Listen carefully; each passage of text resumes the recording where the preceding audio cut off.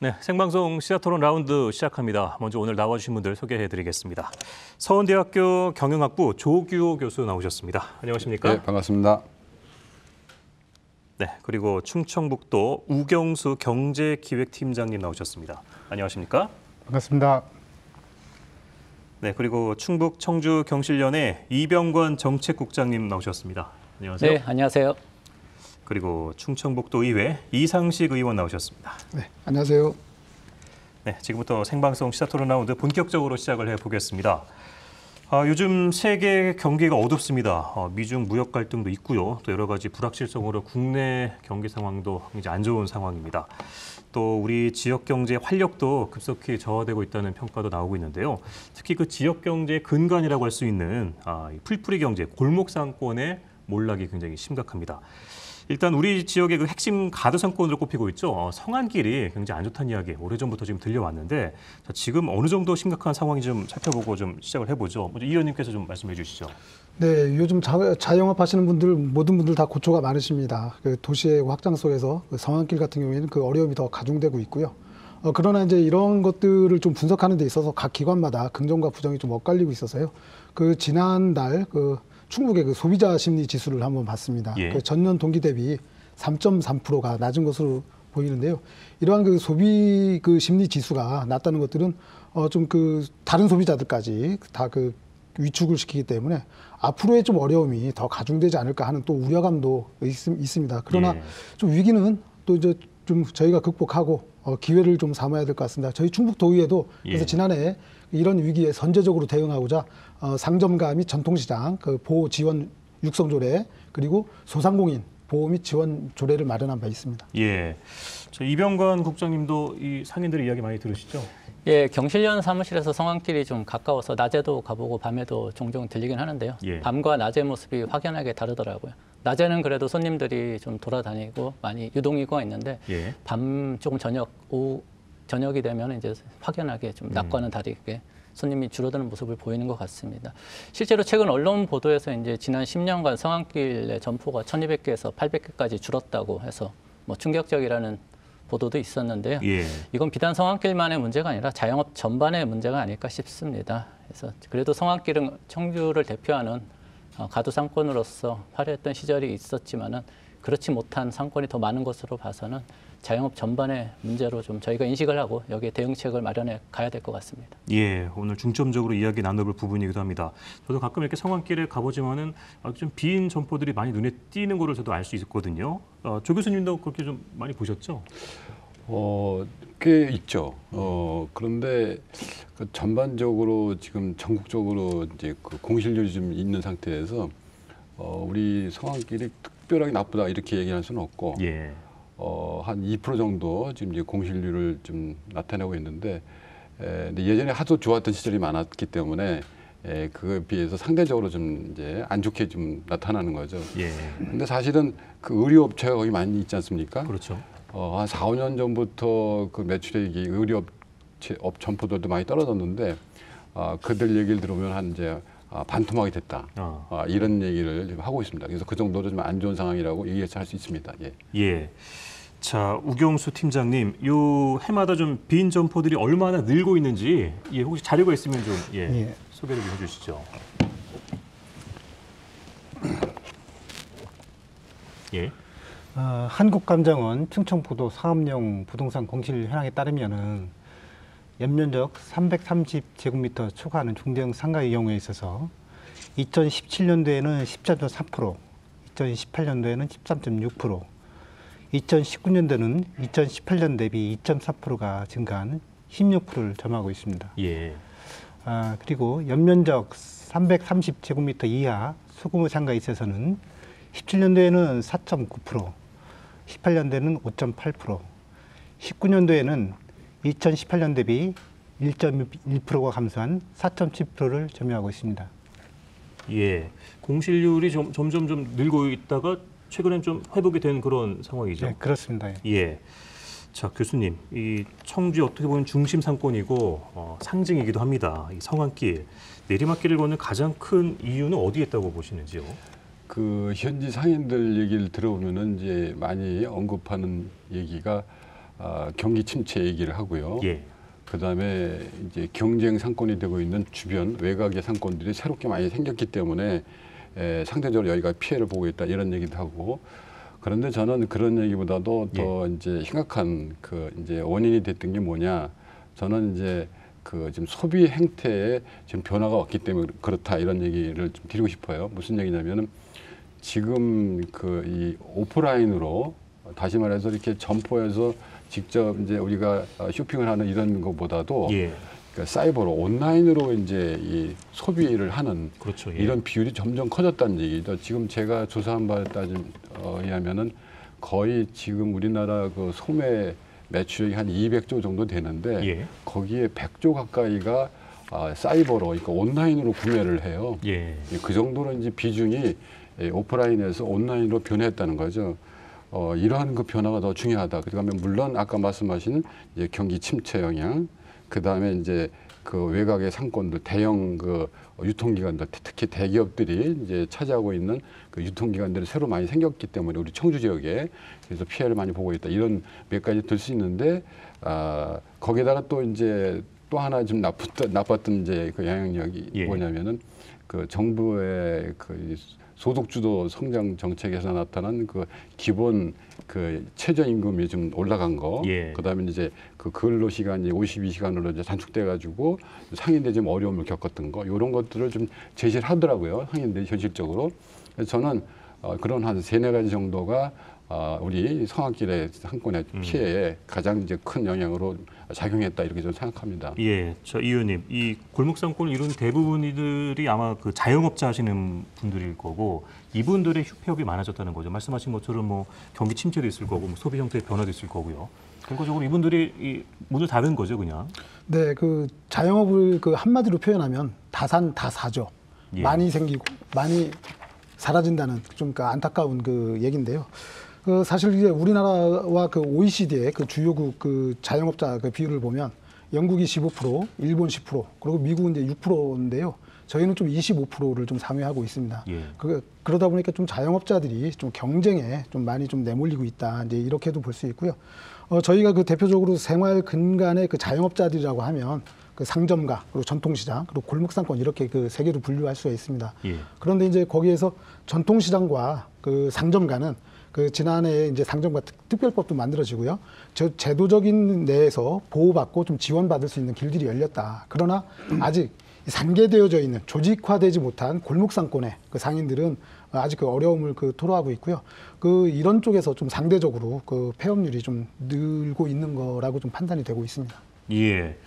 이병관 국장님, 한마디로 말해서 손님도 많이 없어졌다, 줄었다 이렇게 볼 수 있는데 어느 정도로 심각한지 좀 설명 좀 해주세요. 앞서 조규 교수님 말씀하셨듯이 최근 그 쇼핑 환경이 온라인으로 급속하게 재편되고 있는 추세입니다. 그러니까 매년 증가 추세가 참 숫자로 보면 놀라운데요. 2017년에 91조 규모였던 게 2018년 1년 만에 뭐 111조 원으로 뭐 몇 조 원씩 온라인 쇼핑 규모가 증가하고 있고 이런 거는 시청자 여러분들 아마 체감적으로 느끼실 겁니다. 거의 예. 매일 휴대폰, 스마트폰을 손에서 놓지 않고 저희가 살고 있기 때문에 대부분의 쇼핑을 그런 쪽으로 좀 이동하고 있는 추세이고 특히 또 성황길은 그 10대나 20대 젊은 층 비중도 많기 때문에 예. 이런 젊은 층의 구매력이 어떻게 되느냐에 따라서 또 많은 영향을 받고 있어서 더더욱 좀 변화하는 환경에 영향을 많이 받고 있습니다. 또 구조적인 문제를 지적하지 않을 수 없는데요. 예. 청주 같은 경우는 2000년대 들어서면서부터 외곽 지역에 택지 개발 그리고 아파트 단지가 많이 들어섰습니다. 예.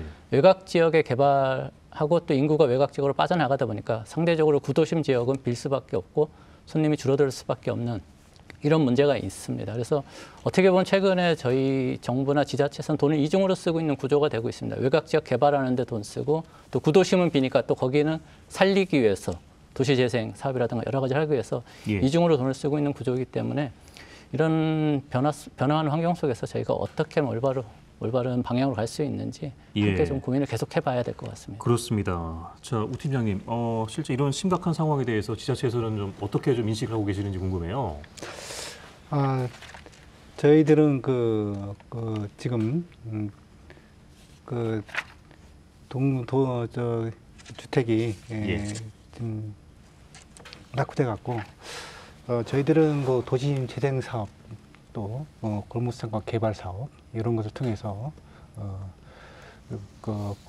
공동화 현상을 타개해 나가려고 이렇게 노력하고 있습니다. 예. 사실 그 상권 얘기가 나오면 빠지지 않는 게 그 임대료 부분입니다. 뭐 지금 뭐 흔히 뭐 젠트리피케이션 얘기도 많이 나오고 있는데 실제로 그 뭐 성악길을 비롯한 그런 상가들의 그 폐업을 하는 이유가 손님이 없어서인가 가장 큰 이유인지 아니면 뭐 임대료가 비싸서인지 그게 좀 궁금하거든요. 아마 두 가지 다 원인이 있을 겁니다. 근데 이제 보통 저희가 이제 부동산을 제외한 나머지 경제 분야에서는 보통 수요가 많으면 가격이 오르고 수요가 없으면 가격이 내리는 게 이제 상식적인데 이상하게도 임대료 분야에서는 장사가 안 된다 그랬는데도 임대료가 올라가는 경우가 발생하는 경우가 많습니다. 뭐 건물주들이 담합하는 경우도 생각할 수 있겠지만 그런 것 말고도 여러 가지 여기에는 좀 쉽게 바뀌기 어려운 구조적인 문제가 있습니다. 예를 들면 건물주라고는 하더라도 이 건물주들은 대부분 대출을 끼고 있기 때문에 임차인이 장사가 잘 되고 안 되고를 떠나서 대출금은 그대로 나가야 되기 때문에 장사가 안 되더라도 쉽게 임대료를 내릴 수 없는 상황도 있고 또 주변 부동산 시세에 영향을 많이 받기 때문에 저희가 생각하기에는 장사가 안 되면 좀 임대료를 낮춰줘서 조금 장사하시는 분들한테 도움이 됐으면 싶지만은 현실로 들어가 보면 그렇게 할 수 없는 구조적인 문제도 있고 또 거기에는 뭐 약간 부정적인 그런 건물주들의 욕심도 함께 자리 잡고 있어서 어떤 것이 딱 원인이라고 한마디로 정리하기는 어렵습니다. 이런 좀 부동산 시장에는 가격 변동이 좀 매우 이렇게 좀 고정적인 점이 있어서 여기에 대한 대책을 좀 저희도 생각을 좀 계속 해봐야 될 것 같습니다. 가뜩이나 손님도 없는데 임대료까지 비싸다. 이건 뭐 문을 닫을 수밖에 없는 상황이네요. 그렇죠. 그 젠트리피케이션이라고 요즘 많이들 얘기하는데요. 사실 젠트리피케이션은 공멸을 얘기합니다. 그 일부 우리 건물주께서 좀 이번에 정부에서 마련한 임대차 보호법에 대해서 좀 서운함을 좀 토로하기도 하는데요. 그러니까 장기적으로 그 인상폭을 좀 제어하자라는 임대차 보호법인데 사실은 그런 것들을 거부하는 거죠. 그리고 단기간 내에 그리고 그 상점이 영업 현황에 따라서 좀 임대료를 좀 높게 받을 수 있겠다 이런 기대감 때문에 그렇게 좀 기피하는데요. 사실은 그것 자체가 공멸입니다. 그리고 공생과 공존의 개념으로 그걸 봐야 되고요. 그리고 그 시장이 현대사회는 영업력이 불확실성이 굉장히 많습니다. 아까 말씀하신 오프라인이나 온라인 이런 것들 때문에도 그렇고요. 그렇기 때문에 좀 장기간 계약하고 서서히 좀 올려가면서 건물주들도 수익이 안정화롭게 하는 거 이런 것들이 공동의 이익이 아닐까 이렇게 생각을 합니다. 그렇습니다. 오늘 그 현장에 가서 빈점포에 임대를 물어봤어요. 지금 한 40평 되는 빈점포 성안길의 점포의 월세가 한 500만 원 수준이더라고요. 그러니까 500만 원 수준이면은 한 반으로 내려도 사실은 건물주는 손해 보는 건 없거든요. 현실적으로 아마 은행 이자를 갚아도 충분합니다, 사실은. 근데 내리지 않죠. 하방 경직적입니다. 받던 습관이 있어서. 그래서 지금 이 어려운 상황에서는 건물주들이 과감하게 같이 이렇게 진짜 상생하는 마음 가지고 좀 이렇게 임대료를 낮추는 그런 노력을 좀 해야 되지 않을까 이렇게 생각합니다. 실제로 어느 지역에서는 이 주변 골목을 젠트리피케이션 예방 지역으로 정해가지고 서로 상생 협약을 맺어가지고 골목 사고 살려보자 이런 데도 있다고 하더라고요. 사실은 이제 구도심이 이렇게 좀 슬림화되고 이제 공동화, 그러니까 빈 점포로 이렇게 채워질 때 계속해서 내려가는 이유가 점포가 이제 공실률이 많아지는 이유가 임대료가 내려가지 않기 때문에 계속 이제 들어올 사람이 없기 때문에 점점점 그게 심각해지는 거거든요. 그러다가 이제 계속해서 이제 임대가 안 나가니까 이제 건물주도 이제 못 당하는 거죠. 그래서 할 수 없이 나중에 이제 내려가지고 왕창 그때는 이제 이미 내려도 손님이 별로 이제 들어오는 사람이 없을 정도로 상황이 나쁜 상황에서 그렇게 되거든요. 그때 이제 늦은 감이 있죠. 그게 제일 두려운 것 같아요. 그러니까 지금 성황길도 손님이 오지 않고 임대료도 비싸고 하다 보니까 계속 사람들이 빠져나가서 공동화, 슬럼화된다고 하잖아요. 실제로 이런 문제들이 좀 나타나고 있다고 좀 볼 수 있을까요? 지금 사실은 성악길은 아직 그 정도까지는 가지 않았습니다.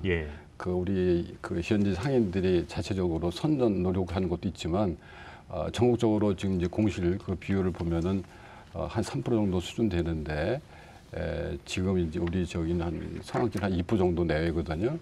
그리고 임차율도 지금 사실은 한 1.3% 정도 전국적으로 그 증가세인데 예. 한 3% 정도로 성황길이 약간 좀 임대료를 약간 높게 받아요. 예. 그 매년. 그래서 좀 약간 아직도 좀 이제 그 상권에 좀 그 좋은 시절을 지금 못 잇는 그런 이제 상태인데 제가 보기에는 지금 현실적으로 굉장히 내리막이지 않습니까? 그거를 바로 좀 이따가 이제 제대로 이제 실감하게 될 것이다. 건물주들이 저는 이렇게 이제 기대를 하고 있습니다. 예. 자, 이 국장님께서도 뭐 같은 의견이신가요? 예, 그 서울 지역에서 이제 젠트리피케이션이 많이 생겨서 이제 최초의 조례는 이제 서울 성동구에서 생겼는데 예. 청주는 말씀하신 대로 아직 현실화되지는 않았습니다. 서울만큼 그렇게 임대료가 뭐 과도하게 비싼 현상은 나타나지 않았지만은 저희가 이런 게 있습니다. 문제가 생기고 나서 고치는 것보다는 생기기 전에 미연에 방지하는 것이 제일 좋거든요. 그렇죠. 예. 아직 우리 지역에서 그런 게 현실화되지 않았다고 해서 안심할 것이 아니라 좀 타 지역 사례를 좀 본받아서 예. 사전에 대응하는 좀 정책이 필요할 것 같습니다.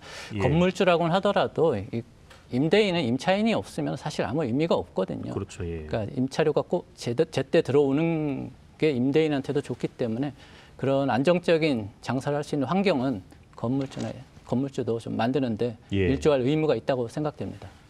이 원도심의 공동화, 슬럼화가 가속화되기 전에 이거를 좀 막을 수 있는 정책들이 좀 필요해 보이는데, 자, 지자체에서는 어떤 해결 방안을 혹시 세우고 계신지 궁금합니다. 저희들은 그 지역단체 등에서 이렇게 주도하는 시스템은 없지만은 예. 저희들은 낙후된 골목 상권 개발 가구, 도시재생 사업 이렇게 추진하면서 지역 협의체나 그다음 문제 상인과의 그런 상생 협의체를 구성해서 기조 상권을 보호하고 있습니다. 예. 그 사실 저희 의회에서도 우리 그 도와 이렇게 예. 좀 의견을 많이 나누고 있는데요. 사실 지금 그 상점가가 슬럼화되고 있는 것들이 과연 그 시대적인 흐름에 맞는 것입니다. 사실은. 근데 그 시대적인 흐름을 저희가 좀 뭔가 좀 개발하고 변화에 맞춰가지 못하고 있다라는 어떤 그 반성도 분명히 필요하다. 이게 좀 예를 들면요. 저희가 이제 그 저녁에 있는 삶, 그리고 주 52시간 뭐 예. 이렇게 얘기를 하는데 퇴근하신 분들이 갈 곳이 없습니다. 사실 이러한 부분들을 저희가 시장에서 그 상점가에서 흡수를 하는 시스템을 구축을 해야 된다고 보는 것이죠. 이분들이 취미생활이나 체육활동, 문화활동을 통해서 그 상점가에 활력을 불어넣고 그리고 상점가에 건전한 소비 그리고 건강한 지역경제를 이렇게 뒷받침해야 된다고 봅니다. 그래서 그러한 어떤 상점가에 문화가 입혀지는 예. 그러한 것들을 좀 저희가 변화를 좀 꾀해야 될 거라고 봅니다. 예, 아까 처음에 교수님이 말씀하셨듯이 이 소비 행태라든가 이 문화가 좀 변하고 있기 때문에 상인들도 그에 맞춰서 좀 발빠르게 변하는 모습이 필요하다. 이건 좀 뒤에 가서 한번 좀 더 자세히 짚어보기로 하겠습니다. 작년 우리나라 자영업자 비중을 좀 보니까요, 4명 중에 1명꼴이라고 합니다. 상권 침체, 청주 시내 성안길, 수암골, 충북대 중문, 복대동 등 상권을 가리지 않고 나타나고 있는데요. 자, 보통 이 자영업자와 소상공인들의 업종 생계형이 좀 대부분이다 이렇게 볼 수 있겠죠? 네. 예. 사실 자영업을 하시는 분들이 자의에 의해서 하시는 분들도 많지만 사실 그 사회적인 환경 때문에 자영업을 택하시는 분들도 적지 않습니다. 지난번에 그 통계청 자료를 보면요, 고용원이 있는 자영업자가 27%고요, 고용원이 없는 즉 1인 자영업자가 72%에 이르고 있습니다. 그러니까 10명 중에 7명이 개인 사업자인 거죠. 그런데 예. 여기에는 또 그 무보수 가족 고용원이 또 함께 합니다. 그러다 보니까 실제적으로 가계 소득에는 더 열악한 상황에 이렇게 처해져 있는 것이죠. 예. 자, 팀장님, 그 소상공인이 충북 경제에서 차지하고 있는 좀 비중 그게 좀 있을까요? 17년도 말 기준으로 해갖고 도내 전체 사업체는 11만 6천 사업개 사업체를 가지고 있습니다. 예. 소상공인 사업체는 약 87%인 10만여 개에 달하고 있습니다. 여기에 소상공인 종사자 수도 19만 9천 명에 달합니다. 도내 경제에 큰 비중을 차지하고 있습니다. 그렇습니다. 말씀하셨듯이 굉장히 큰 비중을 차지하고 있는 이런 소상공인들이 어려움을 겪고 무너지고 있다는 거, 지역 전체 경제에도 막대한 영향을 주는 거겠죠, 교수님? 그렇죠. 지금 87% 정도 좀 이제 사업체 중에서 이렇게 차지하고 있다고 말씀하셨는데, 그 일자리 그 비중에서도 상당하다는 거죠. 80% 90% 차지하고 있거든요. 실질적으로도. 물론 이제 대기업은 이제 그만큼 또 많은 인원을 차지하기 때문에 그 사업체만큼은 그 고용은 그 비중을 그대로 이제 정비를 하지 않습니다만은 예. 상당한 비중을 차지하는 건 맞거든요. 거기에다가 사실은 이 대기업들이 지방에 별로 없지 않습니까? 그러다 보니까 이제 중소기업이나 소기업, 그다음에 자영업자들이 주를 차지하는 게 우리 지역 경제인데, 지역 경제에서는 이 자영업자들, 이 풀뿌리 경제를 할 수 있는 이분들의 역할이 굉장히 중요하고, 일자리를 대부분이 거기서 만들어지고 거기서 또 이렇게 소화하고 유지되기 때문에 중요한데, 예. 여기서 이제 타격이 있다. 경기가 안 좋아가지고 이제 일자리가 없어지고 또 뭐 소득이 이제 창출이 안 된다 그러면은 바로 이게 이제 뭐 자영업자들의 실업으로, 그러니까 다시 말해 폐업으로 간다는 얘기죠. 그래서 일자리도 많이 없어지지만은 지역 경제 소득이 그대로 이제 감소되는 걸로 나타나거든요. 그래서 그렇기 때문에 지방이 지금 무너지고 있다, 지방 경제가 막 이렇게 붕괴되고 있다, 이런 얘기를 하는 거 아니겠습니까? 그래서 예. 상당히 중요한 그런 이제 그 영향을 받고 있다, 이렇게 말씀드릴 수 있겠습니다. 이런 자영업자나 소상공인들을 위한 다양한 정책들, 지원책들을 지자체에서도 많이 마련한 걸로 알고 있는데요. 근데 어떤 설문조사에 따르면요, 충북도의 지원 정책 이용 경험이 대부분 없다라는 결과가 나왔다고 합니다. 이 말을 다시 생각해 보면 실질적으로 별 큰 도움이 안 됐다. 상인들은 이렇게 느낄 수도 있는 건데 어떻게 보시는지요? 저희들이 그 정부 시책하고 저희들 이제 도에 시책하고 이게 이제 그 홍보를 하고 있지만 예. 저희들이 사업을 직접 시행하지 않고 시군이나 이렇게 이제 기관 단체, 그다음에 이제 사회단체 이런 데다가 이임해서 보증을 줘서 이렇게 집행하다 보니까 그런 결과가 나온 것 같습니다. 우리 이제 앞으로 이제 우리 보조사업 기관들하고 시군하고 이렇게 협력해서 홍보를 더 강화해 나가도록 그렇게 하겠습니다. 예. 그 얼마 전 한국은행 조사 연구 자료에 따르면요, 이 최저임금 상승과 근로시간 단축 영향도 어떤 지역 경제가 어려워진 우리 소상공인들이 좀 어려움을 겪는 큰 이유다라는 조사도 있었는데, 이 부분에 대해서는 이 의원님 어떻게 보세요? 글쎄요, 좀 저희가 어쨌든 그 자영업자의 어려움을 보면 지금 현재 그 탈공업화, 그리고 4차 산업혁명, 그리고 양극화 뭐 이런 것도 있습니다. 그리고 또 최저임금도 있을 수 있겠죠. 그러나 저희가 최저임금에만 국한해서 볼 것들은 아니다. 왜냐하면 원인의 진단이 올바라야만 해결이 가능하다라고 봅니다. 예. 저희가 그 지난 시기에 압축성장을 했지 않습니까? 압축성장하고 또 압축성장과 함께 탈공업화도 빠르게 진행됐습니다. 탈공업화가 빠르게 진행된다는 것은 공업 부문에 있는 노동자들이 서비스 부문, 즉 자영업으로 많이 이동을 하게 된다는 것이죠. 그래서 경쟁이 격화되는 것이고요. 또 4차 산업혁명 속에서 여러 가지의 자영업자들이 이제 힘든 원스톱이 되지 않습니까? 생산과 판매가 다 함께 이루어지다 보니까 자영업자 힘든 거. 예. 그리고 또 하나는 양극화가 있습니다.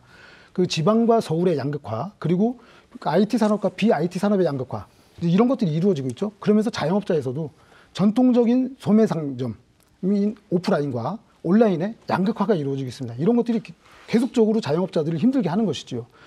그리고 저희가 그 최저임금은 좀 저희가 무슨 그 지표가 좀 나쁘면 그 최저임금을 들이대는데, 아까 제가 말씀드렸던 것처럼 고용원이 없는, 그러니까 최저임금과 상관이 없는 혼자만 그 1인 자영업자가 70%입니다. 예. 사실은 그 최저임금에 크게 적용받지 않죠. 그리고 최저임금이 시간당 8,350원입니다. 그 월 174만 원 정도고요. 이것은 사실 2인 가구의 최저생계비에 해당됩니다. 100대 기업의 연봉 5,400만 원에 40% 수준밖에 되지 않습니다. 예. 그렇기 때문에 최저임금보다는 아까 그 전에 말씀드렸던 그런 어떤 구조적인 문제, 그런 것들에 대해서 먼저 좀 저희가 접근하고 해결 방법들을 찾아야 되겠다, 이렇게 보고 있습니다. 예, 이 국장님 어떻게 보세요? 경실련은 이제 오랫동안 소상공인 살리기 운동을 하면서도 최근 이제 최저임금 인상 운동도 같이 해서 소상공인 분들한테 좀 원성도 듣기도 했었는데요. 예. 최저임금이 인상되는 것 때문에 뭐 소상공인들이 도움을 못 받았다고는 할 수 있어도, 그렇다고 해서 그것만이 그 소상공인들이 어려운 이유의 전부라고 생각하는 것은 좀 아니라고 봅니다.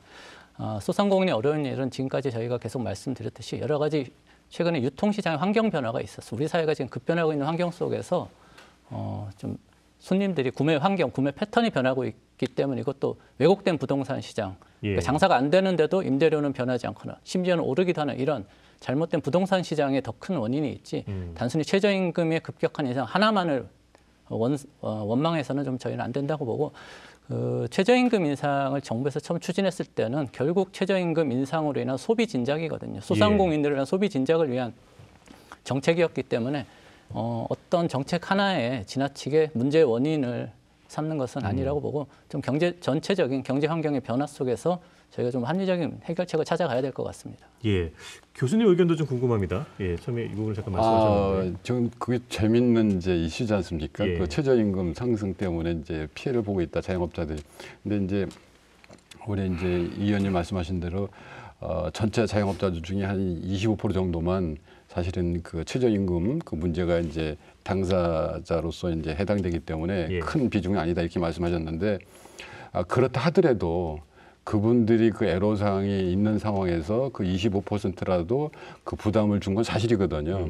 근데 이게 왜 정책적으로 이제 지탄을 받냐면 사실은 그 이 대기업에서 어떤 중견기업, 어떤 중소기업, 소기업 이렇게 차츰차츰 이렇게 점차적으로 그 정책을 시행을 해야 되는데 너무 일시에 동시적으로 했다는 얘기죠. 사실은 우리나라 자영업자분들은 아직 그렇게 최저임금을 거기에 지금 뭐 8,000원, 9,000원 정도 줄 정도로 되지는 못하거든요. 예. 그러니까 이게 어떤 정책을 시행할 때 이렇게 좀 단계적으로 좀 시차를 두고 이렇게 좀 해야 되는데 너무 그냥 동시에 그냥 일시에 해버리니까 이게 사실 역량이 있는 사람하고 없는 사람하고 차이가 있는 건데 세상 사는 거가 거기에 차별을 안 두고 무차별적으로 했다는 건 저는 그거는 이제 실수다, 예. 잘못된 부분이다 이렇게 말씀 저는 드립니다. 네, 그러니까 전혀 거기에 그 책임이 없다라는 건 아니고요. 좀 원인을 저희가 좀 적극적으로 좀 분석하는 데 있어서 좀 그 순서를 좀 본 거고요.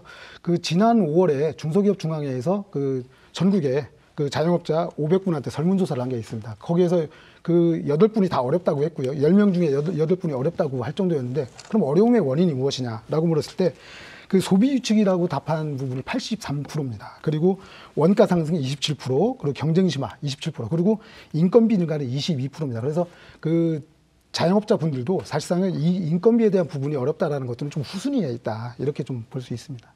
예. 자, 이 부분도 한번 짚어보죠. 이제 아까도 말씀했었지만은 이제 대규모 택지 개발 같은 걸로 상권이 이동하는 경우도 지금 청주 내에서만 봐도 굉장히 많거든요. 이러므로 인해서 이제 원도심에 계신 분들 어떤 상권 형태의 변화라든가 이런 부분을 좀 모색해야 되지 않을까라는 생각도 들어요. 어떤 방향으로 좀 가야 된다고 보시나요? 지금 우리 청주 지역, 지금 우리가 집중적으로 얘기하고 있는 지역이 이제 성악길 상권인데 예. 이게 이제 예전에 이제 도심 상권이었지 않습니까? 근데 지금 뭐 조금 아까 많은 분들 했듯이 이제 외곽에 이제 그 새로운 이제 택지들이 개발되고 거기에 이제 같이 상권들도 이제 개발되면서 여기 이제 구도심에 이제 그 성악길 상권에 이제 쇠퇴하는 거 아니겠습니까? 예. 근데 우리 지역만 그런 게 아니라 여타 다른 도시도 다 유사합니다. 저 창원 지역도 그렇고 군산 지역도 그렇고 다 웬만한 지역 다 그런데 제가 이제 그 성공 사례를 좀 찾아보니까 예. 우리가 좀 많이 알고 있고 좀 이제 쉽게 이제 뭐 누구나 공감할 수 있는 지역이 이제 전주 그 한옥마을이 이제 활성화 옛날 그 구도심 바로 옆에 있거든요. 예. 그것이 옛날에 제가 그 초창기에 가봤을 때는 진짜 낙후된 지역이었어요. 그 한옥마을이. 근데 그게 이제 그 구도심을 다시 이렇게 활발하게 이제 재생 사업을 하면서 그 한옥마을이 만들어지고 그래서 그것이 지금 완전히 뭐 성공 사례가 되지 않았습니까? 그렇죠. 예. 그리고 여기 말고도 지금 이제 그 창원시에 그 창동 문화거리라고 있어요. 거기 이제 오동동 거기가 옛날 구도심인데 거기도 사실은 옛날에 그 마산시로 있었을 때는 굉장히 활발했던 지역인데 이 외곽으로 도시가 이제 외곽으로 이제 발전하면서 완전히 이게 쇠퇴된 지역으로 예. 이제 유명해졌거든요. 그런데 한 10년 전부터 지자체가 이제 그 아주 그 열의를 가지고 거기를 집중적으로 이제 그 개발을 어떻게 했냐면 문화촌으로 문화거리로 만들기 시작했어요. 예, 도시 재생 사업으로. 그러다 보니까 지금은 지금 우리가 이제 그 벤치마킹 해야 되는 대표적인 지역으로 거기가 이제 성공하는 예. 그 상권 지역이 됐거든요.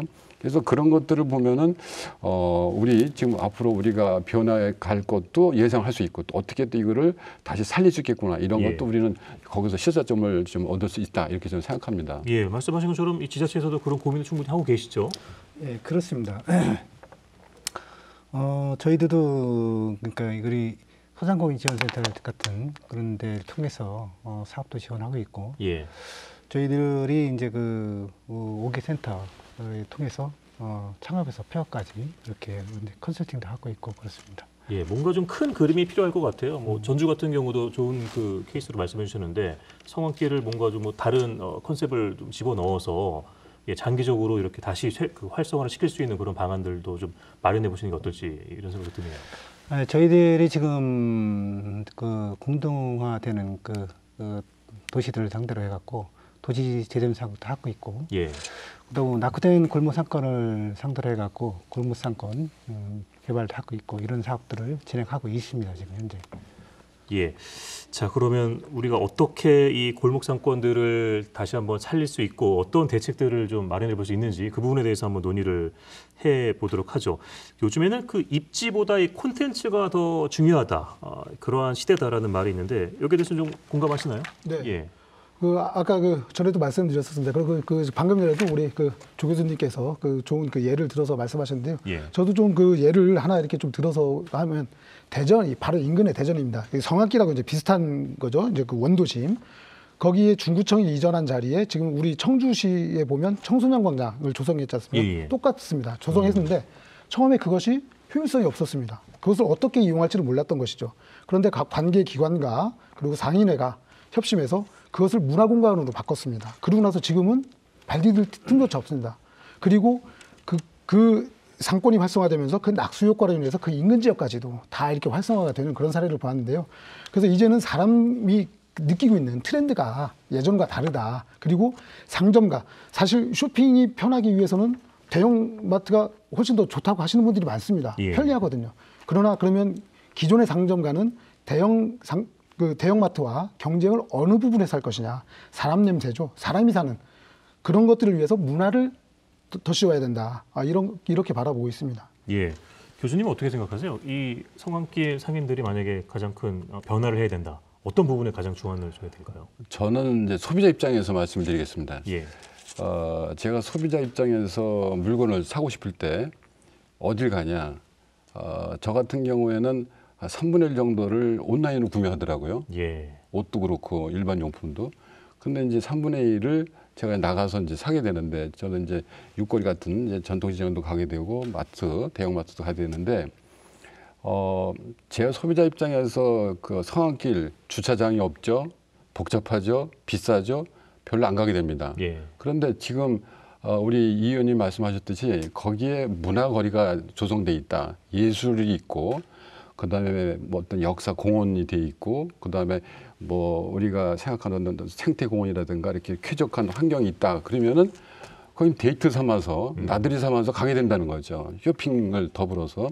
그래서 저는 그 소비자 입장에서 볼 때 그 오게끔 하는, 다시 말해서 오프라인으로 구매를 할 사람들이 뭐 때문에 오느냐?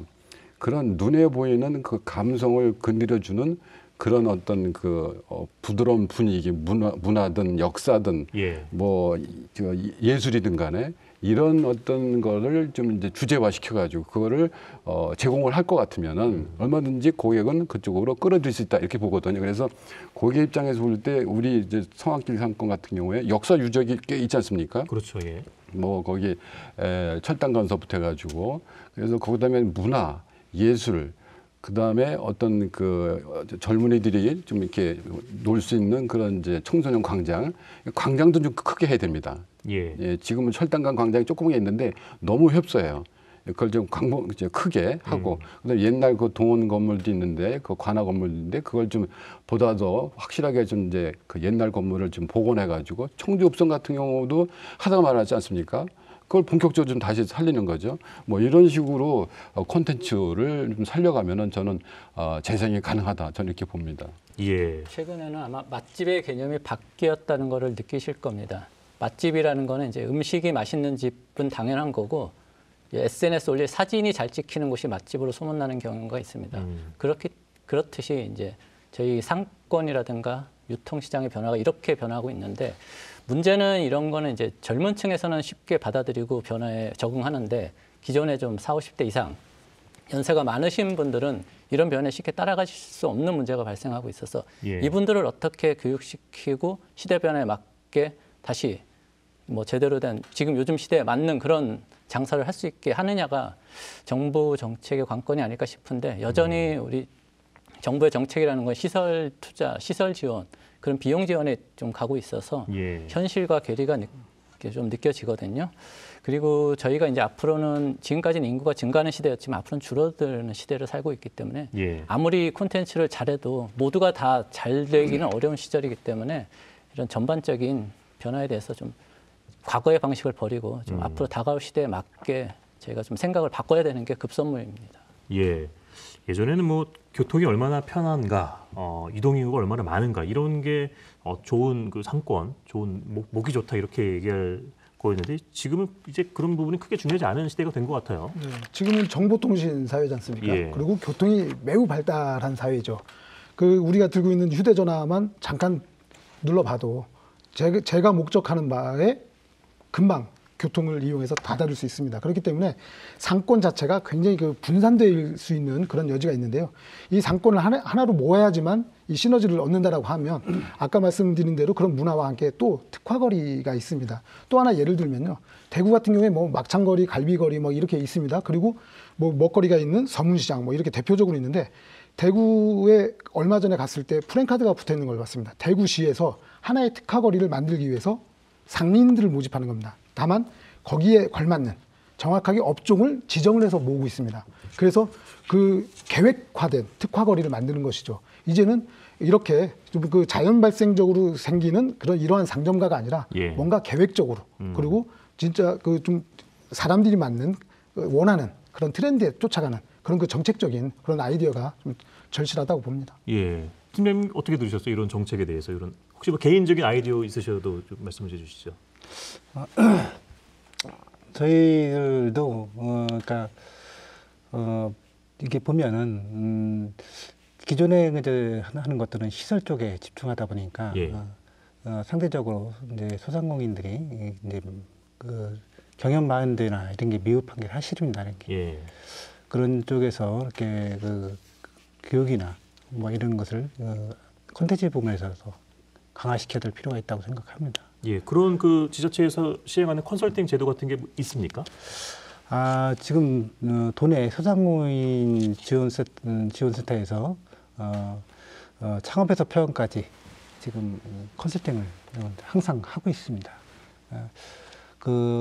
지금 컨설팅 수요가 그러니까 중앙에서 하는 그 시책 범위를 얼마나 넘어선다면 예. 저희들도 적극 검토해서 확대하도록 그렇게 하겠습니다. 예. 사실 무작정 이 자영업으로 뛰어드는 분들이 정보를 얻고 도움을 받을 수 있는 곳이 지자체가 제일 먼저거든요. 그런 부분에 있어서 좀 세밀하게 다가갈 수 있는 그런 방안들이 많이 좀 만들어졌으면 하는 생각이 들고요. 자, 그럼 단도직입적으로 지금의 이 골목 상권을 회생시키기 위한 가장 시급한 정책이 뭐라고 생각하는지 한 번씩 좀 말씀을 한번 들어보겠습니다.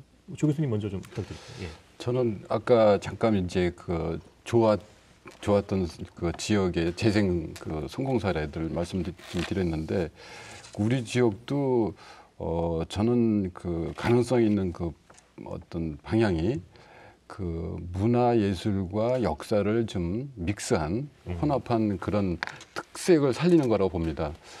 지금은 소비자들이 그 이 오프라인으로 어딜 쇼핑하러 간다 그러면은 그 편의성을 찾고 그 다음에 쾌적성을 찾고 뭔가 의미를 찾습니다. 그래서 사진도 찍을 날이고 그리고 아까 온라인이 자꾸 이렇게 비중이 커진다는 것도 편리성 때문에 그렇게 되는 거 아니겠습니까? 근데 바깥으로 나간다면 나갈 만한 그런 메리트가 있어야 됩니다. 그게 바로 예술과 문화죠. 그리고 역사와 거기가 다시 말해서 그 스토리텔링이 이제 있다 그러면은 애들 교육상도 좋고 또 데이트 코스도 좋고 이게 뭔가 흥미진진한 그 거리가 되기 때문에 글로 간단 말이죠. 거기서 식사도 하고 쇼핑도 하게 됩니다. 그래서 이걸 살려야 된다. 그래서 우리 지역이 지금 그 성안길이라면 성안길은 좀 굉장히 콘텐츠가 종이 많이 있거든요. 예. 이 정도의 그 역사적인 그 유적지가 있는데도 별로 없어요. 지금 군산을 제가 좀 말씀을 아까 좀 잠깐 드렸는데 군산보다도 훨씬 더 역사적으로 그 중요한 그 유적지가 많이 있습니다. 군산 같은 경우에는 일제시대 때 거기서 이제 일본으로 그 이제 수탈돼가는 그런 지역이었기 때문에 거기에 이제 일본 건물이 많아서 그렇죠. 그걸 예. 다시 재생 살리면 가옥들, 그렇죠. 예. 그런 가옥들을 다시 이제 리모델링 해가지고 지금 살아나지 않았습니까? 뭐 여기보다 훨씬 더 유리하죠. 그래서 이런 것들을 지금 이제 체계적으로 좀 장기 플랜을 짜가지고 한 단계 한 단계 이제 재생을 해 나가면 저는 가능성이 있다고 보는 거고요. 무엇보다 중요한 건 이제 그 상인들의 단합, 예. 민주성, 그다음에 지자체의 그 지속적인 그 지원인데 단순히 어떤 그 사업을 진행하고 뭐 일회성으로 행사 지원이나 이런 게 아니라 기금을 만들어 놔 가지고 중요한 건물들을 사서 이거를 문화예술거리로 만드는데 그 건물을 변경을 시켜야 됩니다.